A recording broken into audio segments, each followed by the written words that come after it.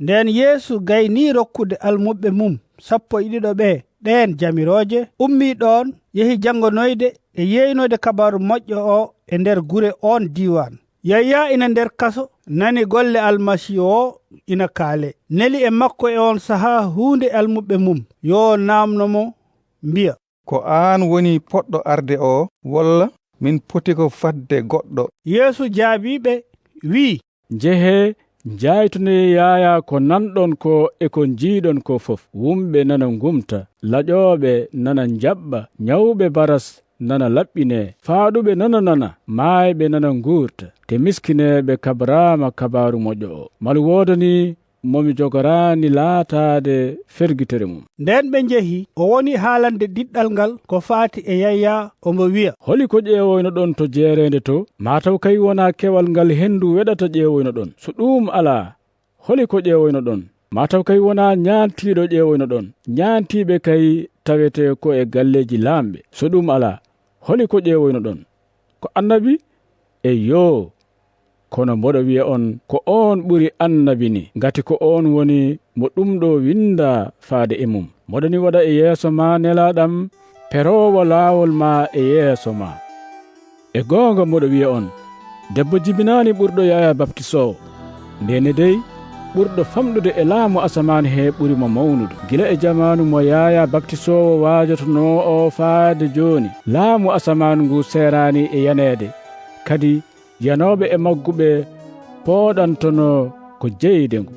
Annabaɓe ɓe fof kañum en e sariya o longini laamu ngu haa jamanu Yaya. Kadi so tawi oɗon jaɓa ko Yaya woni Eliyas mo garal mum habrano o.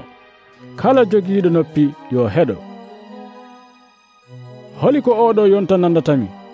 O nandatami koye sukaɓe jooɗiɓe e dingirle, ɓe ina mbiya, min guttani on coorumbe on gamani, min goytima on cunaaki.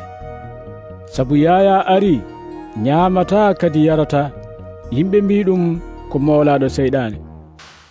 Ɓii neɗɗo o kadi ari, ina ñaama ina yara, yimɓe mbi ɗum woni e hakkille mum tan ko ñaamde e yarde, te ko sehil rendinoɓe juuti e bakkodinoɓe. Kono hakkilantagal gollata koko hollirta peewal mum. Caggal ɗum o woni e felde gure ɗo kawisaji makko ɓurɗi heewde mbaɗnoɗo, sabu hoɓɓe e ɗen gure ɓe mbaccaki koye mumen. O wi, musiba wodanima an Korasin, musiba wodanima an Betsayda. Ngati sinno tawino kawisaji baɗaɗi e nder mon ɗi mbaɗanoma Tire e Sidon, tawanno ko hoɗɓe toon ɓe mbaccorima koye mumen sakuji e ndondi ko ɓooyi.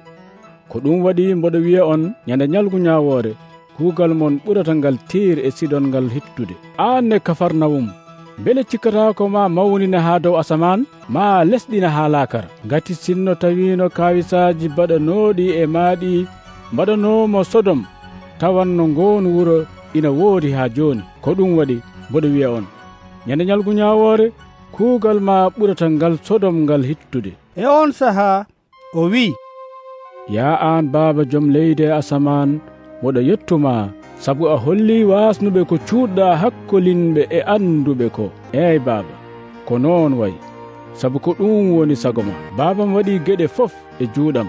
Hay goto anda ɓiɗɗo o so wona Baba o, kadi hay goto anda Baba o so wona ɓiɗɗo o wondude e kala mo ɓiɗɗo o yiɗi andindemo. Dendagal tampuɓe rondade dongle teddude, ngare e am mi rokka on foftere. ɗale jimadam fawo e dow mon, goppon mi jangina on, ngati miɗo ɗaati moɗo yankini, kadi ma on taw hen foftere pittali mon. Jimadam ina weeɓi fawade, te dongalam ina hoyi.